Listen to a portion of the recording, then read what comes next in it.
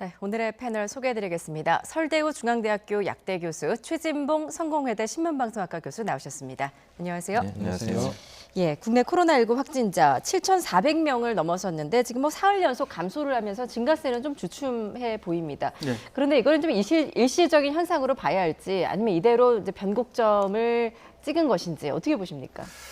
일시적일 것 같지는 않습니다. 네. 일단은 저는 이제 의미 있는 변화는 확실히 이뤄냈다 이렇게 평가하고 싶은데요. 예. 이 의미 있는 변화가 확실히 안정세로 갈 것인가 하는 것은 뭐 지금 당장 예단하기는 좀 어렵다고 봅니다. 네. 그래서 향후 이번 주 금요일 정도까지 이런 의미 있는 변화가 계속 지속되거나 또는 하향 추세를 더 보인다고 하면 그때 가서는 확실히 안정세에 접어들었다 이렇게 평가할 수 있을 것 같은데 예. 지금 당장은 의미 있는 변화는 있지만 이게 확실히 안정세가 되었다 이렇게 보기에는 좀 어려워 보입니다. 예. 네. 그 방역 당국도 아직은 이제 안심할 수 없다 이런 입장인 것 같습니다. 그 집단 감염이 곳곳에서 산발적으로 일어나고 있기 때문에 좀 안심할 수 없다는 입장인 것 같은데 저희가 방역 당국의 입장을 이야기를 들어보고 계속 이어가도록 하겠습니다. 듣고 오시죠. 현재 대구 경북 지역에서는 신천지 신도 대상 조사가 마무리 단계에 이르면서 증가 추세가 다소 둔화하고는 있으나 여전히 의료기관, 사회복지 시설 등을 중심으로 하는 추가 전파가 확인되고 있는 상황입니다. 아울러 서울, 경기 지역 등을 중심으로 소폭이지만 증가 추세가 확인되고 있어 예의주시하고 있습니다. 예, 지금 뭐 증가 추세는 주춤하지만 지금 소규모 집단 감염이 지금 이제 문제가 되고 있는 것 같습니다. 그렇습니다. 지금 예. 뭐 여러 군데 소규모 집단 감염이 일어나고 있죠. 예컨대 줌바 댄스도 그렇고요. 뭐 한마음 아파트 문제도 그렇고요. 또 어느 단체로 활동하는 지역들마다 이런 문제가 발생하고 있고 요양시설에서도 지금 문제가 되고 있고 병원에서도 일부가 또 그렇게 되고 있기 때문에 이제 중요한 건 산발적으로 일어나는 이런 집단 감염들을 어떻게 막을 수 있느냐 하는 문제인 것 같습니다. 예. 신천지 관련해서도 물론 뭐 지속적으로 신천지 관련된 곳 관리를 해야 되겠지만 이제는 이렇게 다중 이용 시설이나 많은 사람이 모이는 장소에 대한 감염 예방 대책을 세우지 않으면 이제 산발적인 집단 감염이 계속 일어날 수 있고 한 사람 집단으로 생활하는 곳 같은 경우는 한 사람만 확진이 돼도 전파력이 뛰어나기 때문에 네. 이게 엄청나게 많은 속도로 확산이 될 수 있거든요. 그걸 막는 것이 가장 중요하다. 그래서 아마 정부도 11일, 12일 이틀 동안 집단 요양시설 같은 곳을 1,000곳 이상을 지금 집중적으로 다시 점검하고 혹시나 방역 대책이 제대로 되고 있는지 확인하려고 하고 있고요. 예. 뭐 일부 요양시설 같은 경우에는 이제 코호트 격리까지도 고려하고 있는 것으로 알려지고 있습니다. 외부에서 들어가는 거나 나가는 것을 일정 부분 좀 조정을 해서 확산세가 뭐 감염이 될 위험성이 있는 부분들을 미리 차단하려는 시도를 하고 있는 것으로 이렇게 알려지고 있습니다. 예. 예.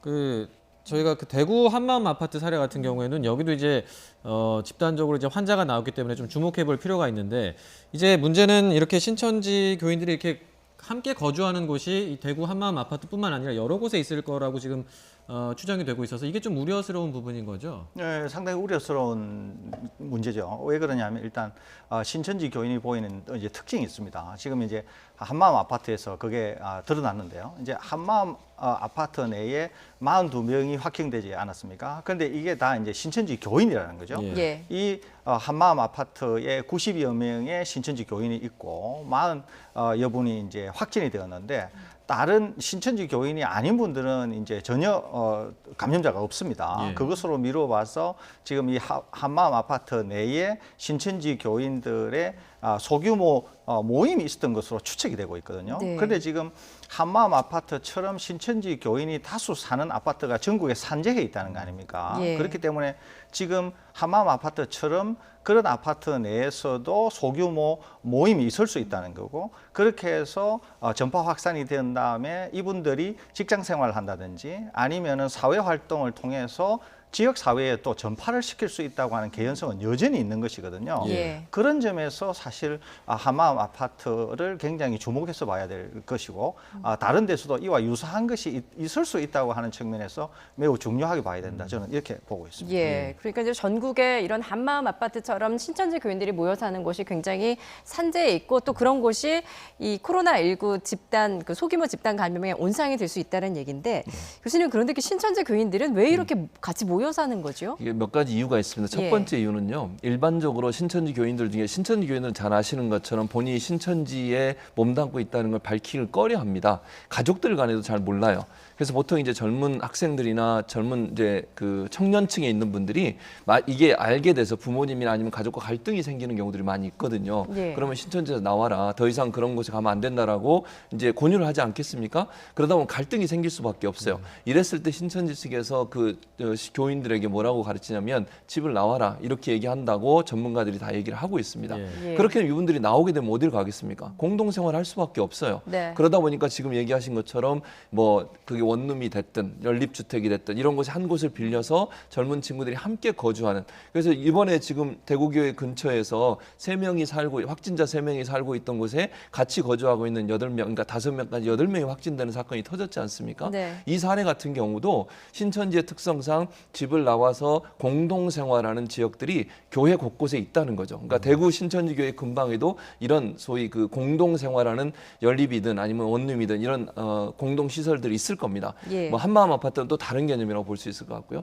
이러다 보니 결국은 신천지 교인들 중에 한 명이라도 확진이 되거나 그 예배에 참석했던 사람은 함께 공동생활하는 사람들한테 전파할 가능성이 점점 커지는 거죠. 예. 그래서 이 부분을 빨리 찾아내지 않으면 현재 대구 같은 경우에 한마음전은 그렇게 크진 않다 하더라도 아주 소규모로 뭐 대여섯 명, 많게는 10명 이렇게 모여서 하는 곳들이 많이 있을 걸로 보여집니다. 지금 현재 대구시도 뭐 몇 군데 얘기를 했어요. 네. 또 일부 언론에서 10군데 정도가 있다고 얘기를 하고 있는데 이런 어떤 장소들, 이런 장소들이 결국 확산을 유발하고 또 더 부추기는 그런 요소로 작용할 가능성은 충분히 남아 있습니다. 예.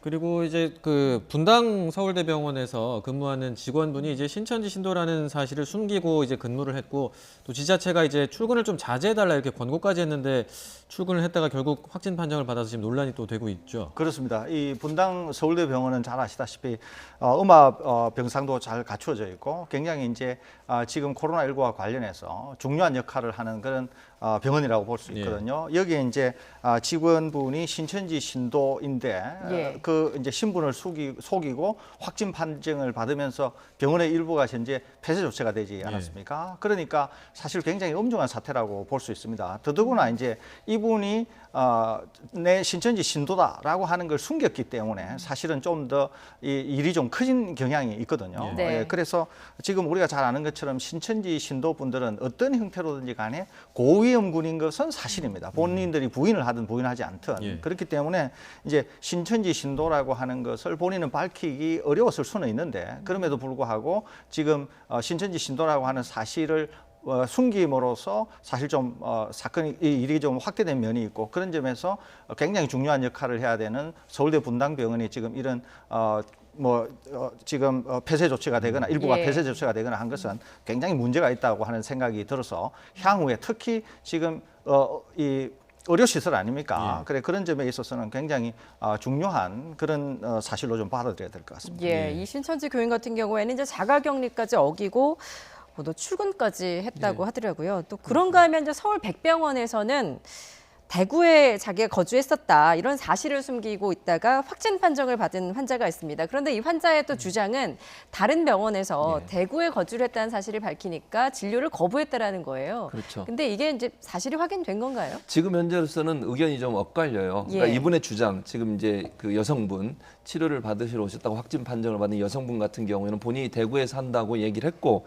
그것 때문에 그 병원에서 치료를 안 해주고 입원을 안 시켜줘서 결국은 다른 병원으로 가겠네. 그게 이제 백병원이 된 거죠. 그래서 백병원에서는 본인이 또 입원이 거절될 것을 두려워해서 결국 본인이 대구에서 왔다는 사실을 숨겼다. 이렇게 얘기를 하고 있는 상황이고 네. 먼저 갔던 병원, 여기 이 병원도 꽤 큰 병원입니다. 네. 이 병원 같은 경우에는 뭐라고 얘기하냐면 경증일 경우에는 진료를 2주간 연기해달라고 권고를 한 상태라고 합니다. 대구에서 오신 분들 같은 경우. 그러니까 대구나 신천지 교인들인 경우에는 확산이나 아니면 이제 그 감염의 위험도가 높기 때문에 경증일 경우, 그러니까 중증이나 응급 환자면 바로 치료를 하지만 예. 경증일 경우에는 진료를 좀 2주간 연장해달라고 권고를 했다는 겁니다. 그 권고에 예. 따른 것이지 특별히 이분을 진료를 거부한 게 아니다라고 지금 주장을 하고 있습니다. 그래서 서로의 의견이 좀 부딪혀지는 부분이에요. 예. 이거는 이제 뭐 만약 필요하다면 지난번에 이제 우리 이제 방역 당국은 처벌도 할 수 있다고 지금 얘기를 하고 있지 않습니까? 그럼 만약에 조사가 들어간다고 하면 양쪽의 의견을 비교해 볼 필요는 있을 텐데 예. 뭐 서로 이렇게 의견이 다르기 때문에 지금 상황에서는 어느 양쪽의 의견 중에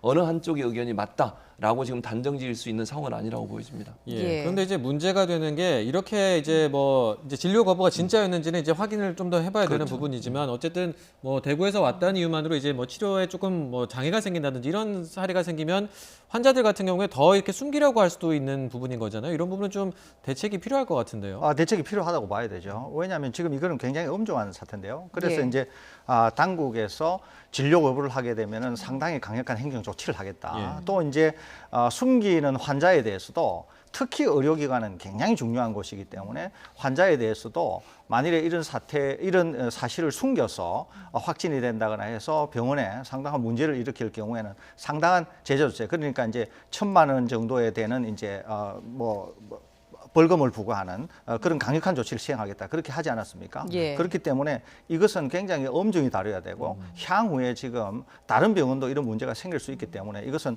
정부 당국이 굉장히 신속하고도 굉장히 좀 강하게 그렇게 대처해야 되지 않을까 이렇게 생각이 듭니다. 예, 그 서울대 분당병원의 신천지 신도 사건도 그렇고 이번 이제 서울 백병원 그 이번 환자도 그렇고 어떤 이제 거짓말로 그 병원 내 감염을 키운다는 측면에서는 이제 법적 처벌이 좀 불가피해 보이기도 그렇죠. 하는데 불가피해 보이죠. 어떤 처벌을 좀 받게 되는 건가요? 지금 현재로서는 감염법 예방법이 지난번에 통과돼서 예. 물론 그 시행은 4월 달에 시행이 됩니다. 아직까지 시행이 안 되고 있는데요. 예전에는 300만 원 정도의 벌금을 물렸어요. 그런데 이게 만약 4월 4일 이후에 이제 시행령이 통과돼 시행을 하게 되면 1,000만 원 이하 벌금, 그다음에 2년 이하의 징역 이렇게 처벌을 할 수 있습니다. 그래서 만약 거짓말을 하거나 본인이 감염병 예방을 위해서 필요한 조치를 방해하거나 공무가 집행을 방해하는 경우에는 이런 처벌을 받게 되기 때문에 처벌이 훨씬 높아졌어요. 지금 상황에서. 네. 근데 이제 중요한 건 백병원 같은 경우는 저는 좀 다른 차원에서 봐야 되는데 이분 같은 경우에는 의도적이라고 저는 볼 수밖에 없어요. 왜냐하면 사실 그 백병원이 아니죠. 서울대병원 죄송합니다. 예, 예. 분당 서울대병원 같은 경우에 병원 차원에서 이미 공고를 냈습니다. 예. 신천지 교인이거나 아니면 대구를 다녀온 분이 있으면 다 얘기하면 모든 걸 비밀로 해주겠다. 예. 그리고 조사받게 해주겠다고 했는데 이분은 그걸 본인이 신천지 교인이라는 걸 숨겼고요. 또 하나는 성남시에서 그 병원에서 근무하는 분들이 신천지 교인일 경우에는 위험도가 높기 때문에 집에서 자가격리 해달라고 요청했음에도 불구하고 그걸 무시하고 계속 병원에 나왔어요. 예. 이런 경우는 의도적이라고 볼 수밖에 없는 거죠. 그래서 이건 처벌의 대상이 될 가능성이 높고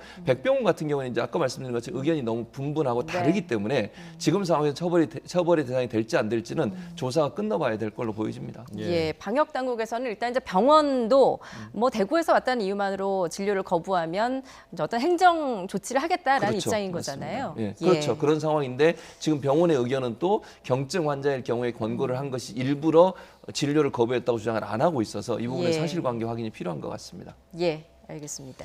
자, 지금 뭐 이제 확진자 10명 가운데 8명이 이제 집단 감염에 의한 것이다라는 게 이제 당국의 입장인데 어떻게 보면은 코로나19를 완전히 차단할 수 있느냐 여부는 이런 소규모 집단 감염을 막을 수 있을 것인가 하고도 이제 결부가 되는 문제인 것 같아요. 예, 그렇습니다. 지금 뭐 이제 통계를 쭉 내 보니까 이제 거의 80% 정도가 이제 집단 감염에 의한 것이다. 네. 그렇게 보이지 않습니까? 그러니까 향후에도 지금 이제 집단 감염을 굉장히 주의를 해야 된다. 그것은 뭐 확실한데요. 왜 이제 그렇게 해야 되느냐면 소규모 집단 감염을 통해서 감염되신 분들이 지역 사회에 또 확산을 시킬 수 있다고 하는 점에서 이제 중요하게 보는 대목이거든요. 네. 그런데 이때 이제 소규모 집단 감염이라고 하면 우리가 이제 주의해야 되는 게 첫째는 병원입니다. 우선은 예. 또 이제 요양원, 또 요양병원, 또 특히 이제 종교 집회에서도 감염 확산 우려가 상당히 있습니다. 예. 그렇기 네. 때문에 이제 향후에 병원, 요양원, 요양병원, 종교 집회를 통한 확산 이런 정도의 소규모 집단 감염을 굉장히 주의해야 되지 않을까 이렇게 생각됩니다. 예, 알겠습니다. 국내 사례 중에 좀 이제 저희가 몇 개 짚어볼 게 이제 소아 감염 사례가 있는데 생후 4주 된 아이가 이제 확진 판정을 받았거든요. 이런 경우는 좀 치료를 어떻게 하는지 궁금합니다. 예, 이제 서울에서 발생한 건데요. 아이로 볼 때는 엄마, 아빠, 그다음에 외할아버지, 외할머니가 다 감염이 된 완전 온 가족이 이제 감염이 네. 된 그런 사례인데요. 여기서는 그래도 다행스럽게 이 아이와 엄마 엄마가 같이 이제 다 감염이 됐기 때문에 아마 엄마가 이 영아를 돌보는 형태로 치료가 될 것 같습니다. 예. 그래서 이제 치료라고 하면 통상의 환자들에게 적용하는 유사한 방식인데 우선은 관찰을 할 것 같고요. 또 이제 증상에 맞는 그런 치료를 할 것 같은데 기본적으로 뭐 엄마와 아이가 지금 상태는 뭐 양호한 것으로 봐서 네. 크게 중증으로 빠지지 않고 치료는 잘 될 것으로 그렇게 그렇군요. 근데 생각이 됩니다. 너무 신생하다 보니까 어떻게 약을 먹일 수는 없을 것 같은데 어떻게 치료를 해야 되죠? 기본적으로 생후 아주 어린아이라고 하더라도 이 바이러스가 이 어린아이에 대해서 아주 치명적인 그런 예는 전 세계적으로 거의 없습니다. 네. 다행스럽게도. 그러니까 영아나 유아가 사망한 경우는 거의 없어요. 네. 그래서 대부분 이제 이런 정도의 아이들이 상당히 경증을 앓거나 그다음에 거의 증상을 드러내지 않는 상태로 완치되는 경우가 대부분입니다. 예. 그래서 뭐 특별히 치료제를 투입하기보다는 관찰 정도 또 증상에 맞는 뭐 보조적인 그런 치료를 통해서 충분히 완치될 것으로 그렇게 생각이 듭니다. 예, 알겠습니다. 자, 이제 문제는 또 국내도 문제지만 지금 해외가 더 문제인 것 같습니다. 우리보다 늦게 각 나라에서 이 코로나19가 유행을 하면서 해외에서의 역유입에 대한 우려도 커지고 있는데요. 관련 발언을 들어보시죠. 중앙방역대책본부는 최근 세계적인 상황을 고려할 때 국내의 지역사회 전파 차단과 또 국외로부터의 추가 유입 억제 조치를 모두 병행해야 되는 그런 상황입니다. 예, 뭐 최근에 이제 수원시에서 20대 남성이 이탈리아에 해외여행 갔다 온 뒤에 확진 판정을 받은 사례도 있고 또 은평구에서는 이제 프랑스와 스페인을 여행한 30대 남성이 확진 판정을 받았습니다. 그렇다 보니까 이제 방역 당국도 해외에서의 역유입을 좀 더 면밀히 보겠다라는 거죠. 그렇습니다. 지금 잘 아시는 이탈리아 같은 경우 우리보다 확진자가 더 늘었고 네. 사망자는 우리보다 훨씬 많습니다. 이런 상황이라고 하면 계속 확진자가 늘어갈 가능성이 있다는 생각이 들고요. 그러면 이제는 당준 중국에서 오는 사람 물론 중국에서 오는 사람 이미 우리가 특별 조치를 취하고 있지만 다른 외국에서 즉 확진자가 많거나 아니면 사망자가 늘어나고 있는 나라로부터 입국한 분들 거기를 거쳐서 들어온 분들도 특별 관리를 해야 되는 게 아니냐 이런 이제 의견이 나올 수밖에 없습니다. 뭐 장기적으로 볼 때는 제가 볼 때는 뭐 예컨대 2주간 자가격리를 요청한다거나 들어온 당시에는 사실은 증상이 없다 하더라도 위험한 지역을 거쳐서 오신 분들 같은 경우 자발적인 자가격리를 할 수 있도록 하는 조치를 취할 가능성이 있다는 생각이 듭니다. 예. 왜냐하면 증상이 없는데 당장 뭐 그 검사를 할 필요는 없을 것 같고요. 그럼에도 네. 불구하고 무증상 상태에서 감염이 될 수 있기 때문에 위험정을 다녀온 분들은 자발적으로 자가격리를 할 수 있도록 하는 조치를 취하는 쪽으로 가지 않을까 그렇게 예상이 됩니다. 예. 지금 뭐 우리나라도 그렇고 세계적으로 환자들이 이제 많이 발생을 했는데 세계보건기구 WHO 같은 경우에는 지금 상황을 에피데믹이라고 이렇게 규정을 했다고 하더라고요. 그러니까 뭐 세계적 대유행까지는 아니다 이렇게 보고 있는 것 같은데 지금 뭐 환자가 전 세계적으로 10만 명 넘었는데 이 정도면은 뭐 대유행은 아닌가요? 어떻게? 대유행으로 보기에는 좀 이른 감이 있습니다. 이제 예. 우리가 많이 듣는 것 중에 팬데믹이라고 하는 게 있고 이제 에피데믹이라고 하는 용어를 많이 들어보셨을 건데 네. 에피데믹은 여전히 국지적이라고 보는데 지구 전체로 볼 때 국지적이다. 예. 그러니까 어떤 특정한 국가나 지역에서 유행하고 있는 정도다. 이런 것을 이제 에피데믹이라고 그러고요. 예. 팬데믹이라 그러면은 전 세계적으로 확산이 뭐 굉장히 많이 되어서 예를 들면은 뭐 최소한 100만 명 이상이 되는 이런 규모라고 해야 이제 팬데믹이라고 볼 수 있습니다. 예. 예. 그런데 지금 이제 팬데믹이 될 가능성은 굉장히 있고요. 특히 팬데믹이 될 가능성에서 굉장히 주목해서 봐야 될 곳이 미국입니다. 미국. 네. 다른 이제 유럽이나 그 이외의 지역도 굉장히 중요하지만 WHO가 항상 주목해서 보는 것 중에 하나가 미국이거든요. 그런데 예. 이제 미국 상황이 지금 상당히 빠르게 전개가 되고 있습니다. 예. 환자 수나 사망자 수는 크게 늘어나고 있지 않습니다만 예. 환자 수가 상당히 빠른 속도로 늘어나고 있거든요. 그렇기 때문에 이제 미국의 상황이 굉장히 악화되면은 WHO가 팬데믹을 선언할 가능성이 있습니다. 그런데 네. 이제 팬데믹이 선언이 되면 외국의 한 기관이 이제 예상한 것처럼 팬데믹을 선언하는 것만으로 전 세계에 약 3,200조 원의 경제적인 타격이 일어날 것이다. 네. 이렇게 예상하기 때문에 뭐 이거 예. 엄청난 일이 벌어질 수가 있죠. 그래서 우리 정부도 미국의 상황을 예의주시하면서 WHO가 팬데믹을 선언했을 때를 대비한 그런 어떤 경제, 사회 또 여러 그런 조치들에 대해서 사전 점검을 좀 해야 되지 않을까 이렇게 생각이 듭니다. 그렇군요. WHO에서 좀 신중할 수밖에 없을 것 같습니다. 예. 자, 미국 상황도 굉장히 심각하다라고 지적을 해주셨는데 이제 전 세계적으로 이렇게 코로나19가 심각하다 보니까 우리나라의 어떤 그 선진적인 방역 시스템에도 좀 주목을 하고 있는 것 같습니다. 그런데 이제 어제 박능훈 보건복지부 장관이 이런 취지의 발언을 했는데요. 이게 또 구설에 올랐습니다. 영상 함께 보시죠.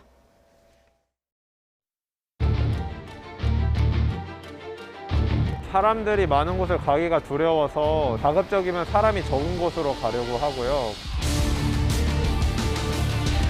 지금 우리는 힘든 시기를 견디고 있지만 이를 잘 극복한다면 우리나라의 대응이 다른 나라의 모범 사례이자 세계적인 표준이 될 수 있을 것입니다. 가장 큰 의미는 중국에서 들어오는 우리 한국인이었습니다. 애초부터 막은 우리나라 발생기가 우리나라입니다. 애초부터 들어온 소리 우리 한국인이라는 뜻입니다. 중국에서 들어온 우리 한국인.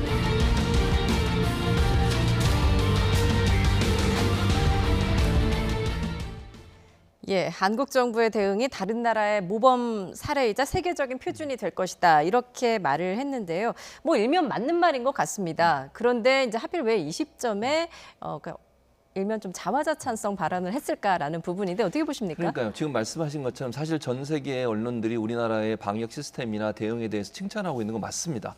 그냥 그거 그대로 놔두면 좋을 것 같아요. 그러니까 이거를 박능구 장관이 괜히 얘기를 해서 정치적 쟁점화되는 요소로 작용했다는 문제가 있다고 저는 봅니다. 그래서 이거는 다 알잖아요. 물론 뭐 일부 언론에서 그걸 뭐 보도 안 한다 이렇게 얘기할 수는 있죠. 충분히 그럴 수 있다고 저는 봅니다. 뭐 보수적 성향의 언론들은 이런 부분들을 부각해서 보도하지 않죠, 물론. 그럼에도 불구하고 이걸 지금 상황에서 너무 이렇게 우리가 스스로가 스스로에 대해서 이런 얘기를 하게 되면 아직 엄중한 상태고 위중한 상태고 아직까지는 모든 게 끝난 상태가 아니잖아요. 예. 그러면 괜히 정치적으로 논란이 되고 비판을 받을 수 있는 요소가 되기 때문에 장관 입장에서는 가능한 한 이런 표현들은 좀 삼가하는 게 좋을 것 같다는 생각이 들어요. 그러니까 분명한 것은 우리 정부가 하는 방역 체계나 시스템 자체가 전 세계에 많은 부분 모범이 되고 있고 현재 예. 또 많은 나라들이 우리나라를 본받아야 된다고 보도하고 있는 건 사실입니다. 그거는 뭐 미국도 그렇고 유럽도 그렇고요. 그래서 그거는 다른 나라가 인정해주면 되는 거잖아요. 그런데 굳이 이제 장관까지 나서서 이런 얘기를 하는 것이 결국은 남이 칭찬해주면 그 자체가 좋은 거지만 그걸 또 받아서 본인이 본인을 칭찬하는 자리가 되면 아직 우리가 뭐 물론 확진자 수는 줄어들고 있지만 모든 게 끝난 상태가 아니기 때문에 너무 안이한 대응을 한다는 비판을 면할 수 없습니다. 그래서 가능한 한 정치권이나 정부에서는 이런 얘기를 스스로 하기보다는 외국의 보도들이 그렇게 나오도록 그렇게 그냥 하면 될 것 같아요. 더 이상의 논란을 불러일으키면서 별로 좋지 않은 현상이라는 생각이 듭니다. 예. 이 발언을 두고 이제 일각에서는 뭐 2, 3주 뒤에 뭐 질병관리본부 쪽에서 이런 내용을 얘기를 했다라면 좀 반응이 달랐을 거다 이런 얘기들도 있던데 어떻게 보십니까? 뭐 일리 있는 이야기라고 봅니다. 저는 뭐 우리나라가 또 굉장히 나름대로 잘하고 있다. 거기에는 뭐 적극 동의하거든요. 그런데 이제 지금 이분은 방역에 관해서는 상당히 이제 고위직에 계신 아주 책임자라고 볼 수 있는 당국자세요. 그런데 이제 이런 분들이 이런 말씀을 하게 되면 상당히 부적절해집니다. 왜 그러냐면 제가 언젠가도 말씀드렸다시피 대통령께서 어떤 인식을 갖고 있느냐 하는 것은 전체 국면에서 어떤 스탠스를 결정하게 되거든요. 그렇기 때문에 그것이 확실하지 않을 경우에는 문제를 일으킬 수가 있어요. 그런 것처럼 방역 당국에 상당히 고위직이 어떤 발언을 한다고 하는 것은 상당히 주의를 해야 되고 예. 그분이 전체적인 어떤 상황에 영향을 미칠 수가 있거든요. 그런 점에서 좀 말을 아낄 필요가 있지 않나 이런 생각이 듭니다. 예. 이번 코로나19 사태에 있어서 이제 뭐 해외 선진국 같은 경우에는 감염병 사태에서 이제 질병관리본부 같은 이제 방역 일선이 이제 그 주도권을 주잖아요. 근데 우리나라 같은 경우에는 이제 정치인들이 좀 여러 이야기를 하면서 좀 혼선을 부추겼다라는 지적이 있는데 어떻게 보십니까? 그러니까 우리나라 같은 경우 질병관리본부도 일본은 없어요, 사실은. 우리나라 같은 질병관리본부가. 그래서 지금은 그거 만들라고 지금 일본 국민들은 또 요구하고 있는 상황인데, 예. 그러니까 지금 말씀하신 것처럼 실제적으로는 사실 질병관리본부가 주축이 돼서 하고 있어요. 근데 문제는 뭐냐면 정치인들이 이런 얘기를 하게 되고 장관들이 이런 얘기를 하게 되면 결국 남들이 볼 때는 외부에서 볼 때는 질병관리본부나 정치인들이 좌지우지하는 거 아니냐 이런 이제 논란을 불러일으킬 수 있거든요. 그래서 지금 현재 국민들 모두 다 정은경 본부장이 열심히 잘하고 있다고 다 칭찬하고 있잖아요. 네. 그분이 뭐 발표하는 거나 아니면 대응하는 모습을 봤을 때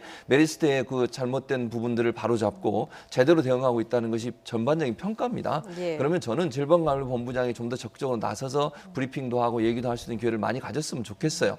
정말 필요할 때 정치적으로 필요하거나 아니면 전체적인 어떤 그 제도적인 문제를 얘기할 때는 장관이 나설 수 있겠지만 방역에 관련된 문제라면 방역 전문가들이 전면에 나서 얘기하는 모습이 예. 어찌 보면 국민들한테 더 신뢰를 줄 수 있고 저분들이 정말 주도권을 쥐고서 전체 방역 시스템을 움직이고 있구나 이런 신뢰감도 줄 수 있기 때문에 가능한 한 방역 전문가들이 전면에 나서 브리핑도 하고 질의에 답변도 하고 이러면 좀 더 전문적인 내용들이 나가지 않겠습니까? 예. 그리고 그분들이 갖고 있는 전문성을 인정받으면 결국 신뢰도 높아질 수 있기 때문에 그런 시스템으로 돌아가는 것이 어찌 보면 더 바른 방법이 아닌가 이런 생각이 듭니다. 예. 알겠습니다. 정부 대응과 관련해서 좀 신뢰를 얻으려면 어떤 점이 주의해야 될지 좀 생각해 볼 필요가 있을 것 같습니다.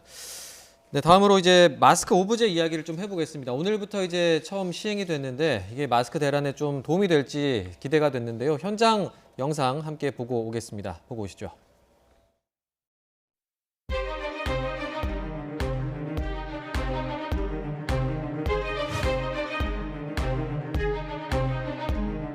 출생연도를 하기 전에는 한 번도 못 샀거든요. 근데 오늘은 어쨌든 성공했어요. 다른 때도 만약에 못 사면 토요일날 오셨는데 이번에 살 줄 알았어요. 네, 정말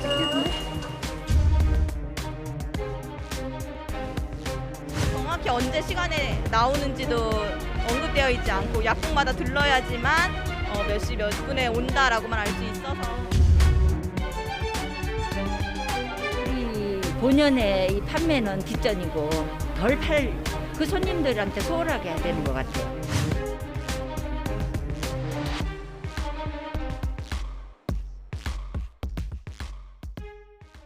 예. 종전보다는 좀 덜하지만 그래도 줄 서기는 많이 줄어들었다라는 평가인데 뭐 좀 현장에서 여전히 마스크를 못 구했다라는 시민들이 많더라고요. 왜냐하면 하루에 공급되는 마스크의 양이 약국마다 약간 차이가 있습니다. 보통 네. 약국은 250장 정도 되고요. 하나로 마트 가는데 100장 정도 되는 걸로 알려지고 있는데 문제는 뭐냐면 이게 마지막 그 생년 태어난 연도의 마지막 끝자리를 가지고 지금 하고 있지 않습니까? 오늘 같은 경우에 월요일이기 때문에 1번과 6번인데 1번과 6번이라 하더라도 모든 사람이 다 살 수 있는 만큼 공급이 안 되는 거예요. 또 약국 같은 경우도 아까 제가 250장 말씀드렸잖아요. 대략 한 250장씩 배부가 되는데 네. 250명이 아니죠. 2장씩 받을 수 있기 때문에 약 한 100 몇 명만 오면 125명만 오면 결국은 다 끝나게 되는 거잖아요. 결국. 예. 그리고 대리 수정을 만약 하게 되면 그것도 미리 빠지게 되기 때문에 줄이 선다고 해서 모두 다 받을 수 있는 상황은 아니에요. 그러니까 일일 공급되는 양이 제한되다 보니까 모든 분들이 살 수 있는 상황은 아니다. 그래서 미리 그거는 그 사러 가시는 분들이 좀 생각하셔야 된다고 보고요. 만약 오늘 못 사셨으면 주말에 이제 번호와 관계없이 살 수 있게 되니까 그날 가서 또 사셔야 되는데 주말에는 조금 더 줄이 길 가능성이 있어요. 그래서 그런 부분들은 좀 고려하셔서 가는 게 좋을 것 같고 이제 좀 안타까운 점은 약국마다 판매 시간에 약간 차이가 있어요. 어떤 데는 아침에 하고 어떤 데는 또 오후에 하는 데도 있고요. 네. 물량이 공급되는 시간도 다르고 또 약국마다 본인의 업무와 연관해서 판매 시간을 약간 조정하는 분들이 있거든요. 약사분들이. 그랬을 경우에는 가서 기다렸는데도 못 받는 경우도 있고 이래서 그거는 이제 지역에 있는 그 집 주변에 있는 약국의 어떤 판매 어떤 방법들 이런 부분들 좀 숙지하고 가시는 게 좋을 것 같습니다. 예. 이번에 이제 공적 마스크가 풀리고 있는데 이게 이제 좀 그 유통 과정에서 뭐 특정 업체에게 뭐 특혜를 준 게 아니냐 이 와중에 뭐 폭리를 취하는 게 아니냐 좀 이런 뭐 논란들도 있었거든요. 이게 실제로 그런 건지도 좀 궁금해요. 이제 공적 마스크를 유통하는 업체가 중간에서 그렇게 많이 뭐 이득을 취하게 되는 건지 좀 어떻게 보세요? 뭐 일부는 뭐 이거 가짜 뉴스 아니냐 또는 어떤 뭐 더 특혜 시비가 붙고 이런 것들도 있는 것 같은데 이거는 뭐 아직 확실히 확인된 바는 없는 것 같습니다. 아마 좀 더 뭐 조사를 해봐야 될 것 같은데 이거는 뭐 확인이 안 된 상황이기 때문에 확정적으로 말하기는 좀 어려울 것 같고요. 또는 심지어는 뭐 어디랑 뭐 유착 관계가 있다 이런 얘기까지도 있는데 이것은 또 좀 뭐 가짜 뉴스에 가까운 것 같고 예. 그래서 이거는 좀 앞으로 확인이 좀 필요해 보일 예. 것으로 생각이 됩니다. 예. 지금 이제 판매 과정에서 현재 공적 마스크가 1,500원에 판매를 하고 있잖아요. 그렇죠. 그런데 이제 유통 마진을 빼면은 한 400원 정도의 마진이 발생을 한다고 하는데 이거 과도한 수준이라고 볼 수는 없지 않나요? 어떻게 보세요? 근데 지금 이게 이제 약사회 측에서 얘기하는 것은 예. 기본적으로 공적 마스크가 있기 전에 이제 마스크를 약국에서 팔지 않았습니까? 그때는 훨씬 더 좀 편하게 팔 수 있었고 지금과 같은 대란이 없었을 때는 뭐 약국 업무를 하면서 팔 수도 있었고 마진도 더 좋았는데 오히려 공적 마스크가 되면서 더 어려워진 측면이 있다. 뭐 이것도 충분히 동의할 수 있는 일이거든요. 심지어는 약국의 그런 약국 기능을 못하면서 마스크에만 뭐 매달리게 되는 이런 상황이기 때문에 그래서 이거는 오히려 약사회 측에서 볼멘 소리를 하는 것도 좀 귀담아 들을 필요는 있는데 예. 어쨌거나 지금은 마스크 대란이라서 전 국민에게 마스크를 공급하려고 하다 보니까 이 약국을 통한 또 판매처가 아니고서는 이렇게 대량으로 또 판매하기가 좀 어렵기 때문에 예. 서로 좀 양보한다고 하는 측면에서 지금의 이런 상황을 좀 받아들이는 자세가 필요하지 않을까 이렇게 생각이 됩니다. 제가 조금 이제 부연 설명을 또 드리면 지금 이제 설 교수님 말씀에 전적으로 동의하고 약국 같은 경우에는 사실은요 본인의 업무를 할 수 없는 상황까지 가는 경우도 많아요. 그리고 또 이게 줄 서서 기다리신 분들 중에 약사분들한테 막 소리 지르고 화내시기도 하고, 그러니까 뭐 이제 본인은 약사들은 또 앞에 이렇게 미리 오면요 박스로 오는 경우들이 있거든요. 또 그럼 이걸 또 두 매씩 따로따로 분리를 시켜야 돼요. 근데 그게 그냥 드리면 사는 분들은 또 기분 나빠하세요. 왜냐면 이거 손에 묻고 이러니까 이걸 또 따로따로 포장을 해야 되는데 시간이 또 들어가는 겁니다. 그러니까 본인이 약을 제조해서 조제해서 판매해야 되는 이런 상황인데 그걸 하는 시간보다 이거 하는 시간이 너무 많이 들고, 또 카드로 대부분 다 지불하시잖아요. 현금으로 지불하시는 분도 있지만 그러면 또 부가세를 또 내야 됩니다. 카드 수수료도 내야 되고요. 이러다 보니까 실제 400원 받는 것이 본인들이 마진을 남는 게 그렇게 많지 않고 본인들의 노동력이나 아니면 원래 해야 되는 업무로 인해서 받을 수 있는 이익을 더 반감시키는 요소가 있기 때문에 저는 개인적으로 과도한 지분은 아니라는 생각이 듭니다. 예. 근데 이제 당초에 좀 정부가 어떤 그 민간 업체가 아니라 어떤 우체국이나 어떤 정부 관련 유통망을 좀 활용을 했더라면 어땠을까라는 생각도 드는데 그에 대한 생각은 어떠십니까? 왜 그러냐면 일단 DUR 시스템을 저희가 쓰잖아요 지금. 그러니까 실제적으로 사는 사람이 누가 언제 몇 장을 샀는지를 다 기록에 남기려면 새로운 시스템을 만들어야 돼요. 그러니까 우체국이나 하나로마트 같은 경우 그런 시스템이 지금도 없습니다. 지금도 준비가 안 돼가지고 지금도 우체국이나 하나로마트는 1인 1매를 계속 살 수 있는 상황이에요. 지금도 확인 안 하고. 근데 DUR 시스템이 운영되는 곳은 약국이거든요. 약국은 건강심사평가원에서 약을 누가 뭘 제조해 갔으며 얼마를 건강심사평가원에서 받고 이런 걸 계산을 하잖아요. 그러다 보니까 DUR 시스템이 작동되기 때문에 거기에는 쉽게 빨리 누가 며칠 날 몇 개 물건을 샀는지, 즉 마스크를 몇 장을 누가 언제 구입했는지가 다 나올 수 있도록 하는 시스템 자체가 마련돼 있는 거죠. 그래서 이제 손쉽게 빠른 시간 안에 그 오부제를 적용시키기 위해서는 불가피하게 이 시스템이 마련돼 있는 약국을 쓸 수밖에 없었고, 우체국이나 아니면 그 하나로마트보다 약국이 훨씬 많습니다. 접근성이 더 뛰어난 부분, 이 두 가지 부분 때문에 약국을 활용할 수밖에 없는 구조였다고 정부는 이제 밝히고 있는 것이죠. 그 이렇게 어쨌든 그러니까 정부는 빨리 이렇게 좀 공급이 되도록 하겠다는 취지인데 그래도 현장에서 뭐 논란도 있고 이렇다 보니까 아예 그러니까 팔지 말고 그냥 무상으로 배분하는 건 어떻겠냐 이런 또 얘기도 있거든요. 그런 얘기도 있어요. 그래서 기장군 사례도 있잖아요. 부산의 기장군 같은 경우는 지방자치단체가 아예 세금으로 그걸 구매를 해가지고 집집마다 나눠주고 다녀요. 그러니까 동사무, 그러니까 읍면 같은 경우는 이장 되시는 분이 직접 나눠드리고, 아파트 같은 경우는 관리사무소를 통해서 직접 집집마다 일주일에 몇 개씩 분배를 하거든요. 이런 방식도 저는 좋은 방식이라는 생각이 들어요. 그래서 이 방식도 한번 고려해 볼 수 있다고 생각되는데, 지금 현재 마스크 분배를 보면 약 한 10%에서 15% 정도는 아직도 일반 공급망을 통해서 배부가 되고 있습니다. 그래서 아파트에서 예컨대 아파트가 아니죠.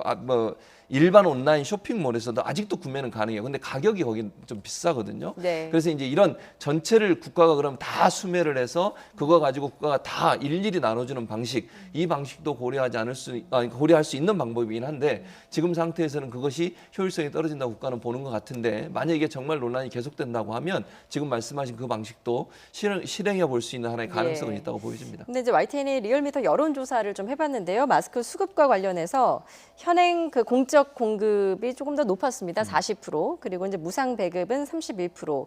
뭐 여러 논란이 있지만 뭐 현재대로의 공적 공급을 선호하는 경향이 좀 있네요. 그런데 이제 그 대리 구매하는 그 연령대에 대한 논란이 조금 있는 것 같습니다. 뭐 예를 들면은 지금은 10세 미만, 그러니까 80세 이상만 대리 구매를 할 수 있도록 했는데 이 조건에 대해서 조금 완화해야 되는 게 아니냐는 목소리도 있는데 좀 어떻게 생각을 하십니까? 지금 이 마스크 판매와 관련해서는 할 얘기가 너무 많고 문제도 너무 많다고 볼 수 있거든요. 근데 지금 이제 대리 구매와 관련해서는 이제 불가피한 측면이 있죠. 이제 또 이분들뿐만 아니라 사실 거동이 불편한 분도 문제가 돼요. 또 장애인 같은 경우도 문제가 될 수 있고, 그렇기 때문에 지금 이제 80세 이상하고 10세 이제 어린이만 이렇게 된다고 하는 점이 뭐 한편 이해는 되지만은 또 충분하지 않다 이렇게 볼 수도 있는 것이거든요. 또 하나는 차제에 우리가 지금 이제 DUR 시스템으로 할 때 개개인을 다 확인하다 보니까 이제 뭐 수기로 작성한다든지 아니면 주민등록증을 컴퓨터로 친다든지 이것도 보통 일이 아니거든요. 그렇기 때문에 향후에는 국가에서 발행하는 모든 소위 말해서 그 신분증에는 바코드를 좀 넣으면 어떨까 이런 생각이 듭니다. 아니면은 바코드도 요즘에는 뭐 가로 세로 한 뭐 0.5cm 아니면 1cm 정도만 되더라도 충분히 이제 식별 인식이 가능하니까 이런 걸 넣으면은 훨씬 사실 지금 바코드 처리만 된다고 하더라도 상당히 업무량이 줄어들 수 있는 거 아닙니까? 그래서 예. 이것도 좀 고려해 볼 필요도 있고 또 다른 하나는 이미 뭐 늦었습니다만은 동사무소나 주민자치센터를 이용해서 기장군과 같이 그렇게 공급하는 이런 시스템도 차제에 한번 생각해 볼 필요가 있다. 이런 생각을 예. 갖거든요. 이거 예. 좀 적극적으로 검토할 필요가 있다는 생각입니다. 예. 예. 교수님 말씀하셨듯이 뭐 마스크와 관련해 가지고는 뭐 여러 가지 지금 뭐 설들도 많고요. 여러 가지 논란도 나오고 있는 것 같습니다.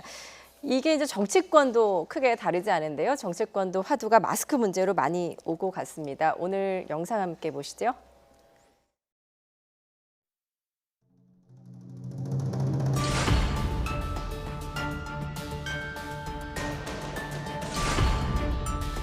감염 위험성이 낮은 곳에서는 면 마스크 사용도 권장하고 있습니다. 저를 비롯한 공직사회가 먼저 면 마스크 사용에 앞장서겠습니다.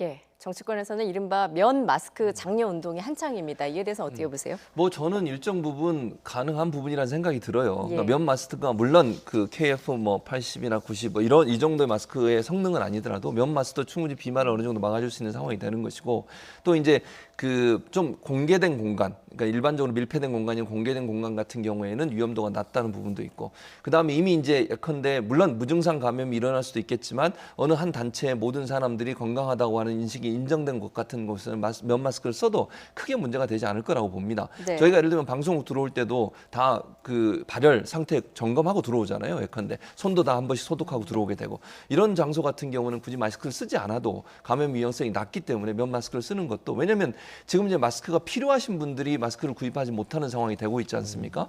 의료계도 지금 의료진들도 마스크가 필요한 상황이고요. 또 중증 환자는 아니면 그 감염의 어떤 바이러스 감염의 위험성이 높으신 분들 이런 분들은 당연히 마스크를 써야 되고 현장에서 직접 일하신 분들도 마스크를 착용해야 되는 상황이 되기 때문에 그런 분들한테 수량이 절대적으로 부족한 상태에서 양보하기 위해서는 면 마스크를 쓰는 것도 그리 나쁜 방법이 아니라는 생각이 듭니다. 예. 그 보건 마스크가 부족하다 보니까 이제 자발적으로 이제 마스크를 좀 양보하겠다 이런 운동도 있는 것 같은데 좀 어떻게 보십니까? 뭐 굉장히 긍정적이라고 봅니다. 저는 처음부터 면 마스크를 주장했던 사람이에요. 네. 뭐 건강한 사람은 또 이 바이러스는 비말로 감염을 시키기 때문에 면 마스크로도 충분하다. 그래서 제 아내에게도 마스크를 사러 가는 걸 제가 못 가게 하거든요. 그래서 저 같은 경우만 하더라도 면 마스크 4개를 가지고 쓰면서 계속 말려서 한 이틀 후에 쓰게 되는 이렇게 면 마스크 4개를 가지고 지금 사용하고 있는데요. 전혀 문제가 없는 것이죠. 그러니까 뭐 면 마스크라고 해서 전혀 뭐 생활 공간이 트여 있다거나 또 직접 사람을 만나고 하는 일이 아닌 그런 주부라든지 또 직장에서도 출퇴근해서만 마스크를 사용해야 되는 이런 분들은 면 마스크로도 충분하거든요. 예. 그러니까 이런 지금 운동이나 뭐 자발적인 어떤 이런 행동은 뭐 굉장히 권장할 만하다 이렇게 생각이 듭니다. 예, 뭐 면 마스크라고도 불리지만 천 마스크라도 불리고 그래서 천마 운동이라고도 불리더라고요. 오늘 이제 문재인 대통령도 직접 언급을 했는데요. 관련 발언을 들어보시죠. 청와대를 비롯한 공직사회부터 보건용 마스크가 권장되는 경우 외에는 면 마스크를 사용하는 등 솔선수범하여 줄 것을 당부합니다. 예, 청와대도 이제 오늘부터 마스크 사용을 최소화해라라는 지침을 내렸습니다. 어떤 부분이 좀 달라진 걸까요? 그러니까 일반적으로 그 식약처에서 마스크 사용 방법을 좀 바꿨어요. 그걸 적용하라고 대통령이 지시를 하셨는데 예. 식약처의 내용은 이렇습니다. 감염 의심자 접촉 등 감염 위험성이 있는 경우 기저질환이 있는 고위험군의 보건용 마스크 사용을 권고하지만 감염 우려가 높지 않거나 보건용 마스크가 없는 상황에서는 면 마스크를 사용하는 것이 도움이 된다. 이 네. 지침을 발표를 했어요. 이 지침을 따르라고 하는 것이 청와대 이제 대통령의 지시입니다. 그래서 청와대 경내에서 회의를 하는 경우나 운전 중에 있거나 다른 사람과 접촉이 많지 않은 밖에 있는 그러니까 외부에 있는 경우 이런 경우는 특별히 이게 KF90이나 85 마스크를 쓰지 말고 면 마스크를 사용해라라고 얘기를 하셨습니다. 그리고 예. 특별한 게 오늘도 뭐 회의할 때 아예 마스크를 쓰지 않고 지금 들어오셨거든요. 지금 화면을 보니까 이제 지난 3일 국무회의의 모습과 그렇죠. 어제 청와대 수석 보좌관 보좌관의 회의의 모습이 모습이 다르죠. 사뭇 다릅니다. 그렇습니다. 그래서 예. 경내에서 회의하는 경우, 왜냐하면 이제 청와대 들어올 때도 다 발열 검사하고 체크하고 들어오지 않습니까? 예. 그렇기 때문에 그 사람들이 건강하다는 인식이 퍼져 있기 때문에 일정 부분 마스크를 쓰지 않거나 아니면 가벼운 경우에 면 마스크를 쓰는 것도 별 무리 없다라고 하는 정책도 제도를 만들었다고 볼 수 있을 것 같습니다. 그런데 좀 다소 아쉬운 점은 지금 이런 그 면 마스크를 써도 괜찮다라는 지침을 처음부터 줬으려면 얼마나 좋았을까라는 생각이 드는데 당초에는 보건용 마스크를 써야 된다라고 권고를 하더니 뭐 나중에는 이제 마스크 3일씩 써도 괜찮다. 그러다가 이제 면 마스크로 돌아갔습니다.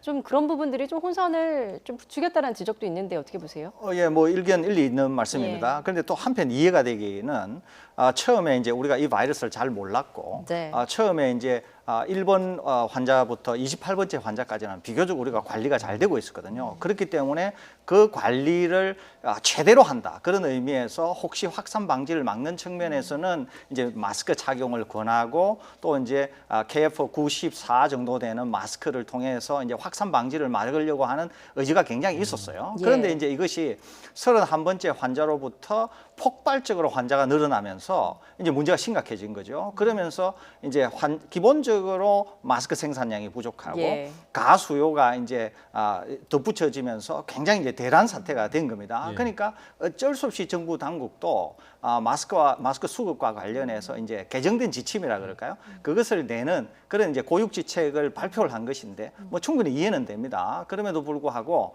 우선은 정부 당국이 한 번쯤 이 마스크 대란이 생긴 상황에 대해서 사과를 했으면 어떨까 하는 생각이 있거든요. 예. 계속 설명을 했는데도 불구하고 사과는 한 적이 없습니다. 그래서 공식적으로 좀 사과를 하고 또 하나는 전문가 집단에서 나서서 뭔가 마스크에 대한 사용 또 마스크에 대한 어떤 과학적인 사실에 대해서 설명을 했으면은 좀 더 낫지 않을까 이런 생각이 드는데 계속 당국이 전면에 나서면서 사과는 하지 않고 마스크 대란이 생기니까 그것을 막기 위한 조치로 계속 말이 변하다 보니까 아마 국민들께서 상당히 불안감을 느끼고 그런 측면이 있다고 생각되거든요. 그래서 예. 그런 것들이 좀 우리가 좀 되돌아볼 그런 대목이 아닌가 그런 생각이 듭니다. 예. 또 한 가지 지양해야 될 부분은 이 마스크가 이제 정쟁의 소재가 됐다라는 점입니다. 이제 오늘 같은 경우에는 여당은 이제 마스크를 안 썼는데 야당에서도 다 썼단 말이죠. 이런 부분들이 오히려 국민들에게 좀 혼선을 일으키고 있는 것 같아요. 그렇습니다. 저는 이런 문제를 정쟁으로 쓰면 안 된다고 생각해요. 정말 설대호 교수님 말씀처럼 정부가 잘못한 부분이 있으면 이렇게 하세요라고 얘기하고 본인들도 함께 동참을 해야 되는 거 아니겠습니까? 그런데 이걸 정치적 총선 앞두고서 정치적인 어떤 이슈화하는 것은 국민들을 더 화나게 만드는 일입니다. 그렇지 않아도 화가 나 있는데 이런 문제 가지고 서로 싸우고 서로 막 서로를 헐뜯는 모습만 보여주게 되면요. 국민들이 볼 때는 정치인들이 저렇게 하니까 신뢰를 못 얻는구나 이런 생각이 들지 않겠습니까? 그러니까 협조할 건 협조하고 잘한 건 잘했다 그러고 또 비판할 건 비판하고 그러면서 대안도 제시하면서 발전적 방향으로 갈 수 있도록 하는 모습을 보여줘야 될 텐데 마스크 문제 가지고 이렇게 자꾸 정쟁을 부추기면 그렇지 않아도 화가 나는 국민들 입장에서는 뭐가 대체 예를 들어서 어느 정치 집단은 대체 뭘 하면서 이런 얘기를 하는지 이런 비판이 있을 수밖에 없습니다. 그래서 저는 이걸 정쟁의 소재로 삼으면 안 된다고 생각해요. 정말 마스크 문제가 있다고 하면 이 문제를 해결할 수 있는 대안이 있으면 그 대안 제시하고 이렇게 하세요라고 얘기하고 그렇게 제안하는 건 저는 긍정적으로 볼 수 있습니다. 예. 그러나 마스크 모든 거 다 잘못됐으니까 뭐 비판만 하고 끝나버리면 이게 사실 대안 없는 비판을 하는 것은 국민들한테 공감을 불러내기가 상당히 어려운 부분이 있거든요. 그런 부분들을 야당이 좀 적극적으로 이해하고 그런 방법으로 비판도 했으면 좋겠다는 생각이 듭니다. 예, 알겠습니다. 지금까지 설대우 중앙대학교 약대 교수 최진봉 성공회대 신문방송학과 교수였습니다. 잘 들었습니다. 고맙습니다.